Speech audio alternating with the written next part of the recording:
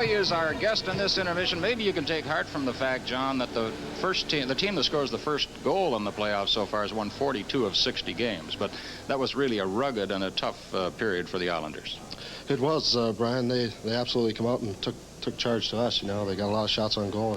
It's something that we want to do to them, but sometimes it works that way. Your line in particular, I thought, got the Islanders off to a good start. First shift, you had 2 or 3 good scoring chances. You got the goal by Nystrom. That sometimes sets the tone for the game, but to your surprise, the Bruins were ready and came right back.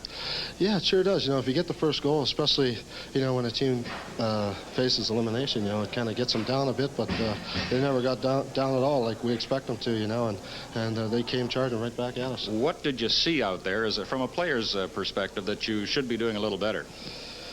Well, I think we should be blocking a little bit more, you know, legally. You know, you can block to a certain point and not let them into your zone and put pressure on a defenseman. One thing with Wally Harris refereeing, too, he's going to let you play the game out there.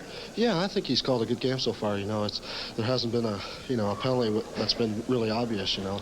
I think a lot of fans would be curious to know what happened in the Sutter-Crowder confrontation, where Sutter deliberately went to the ice, I feel, and Crowder took the penalty. Is this something that is pre-planned? Do you discuss something like that before the game, or is it something the individual does on his own? Well, I think Dwayne was pretty smart there. You know, he kind of sucked him into getting a 2-minute penalty, giving us a power play. It's just there's no need to fight there. You know, Dwayne was doing his job, and Crowder was a little bit frustrated.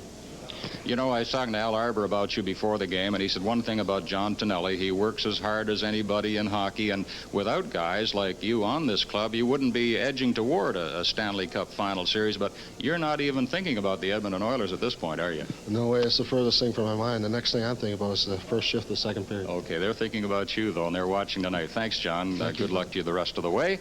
Howie Meeker is standing by with his NHL playbook. We'll get to that when Hockey Night in Canada continues in just a moment.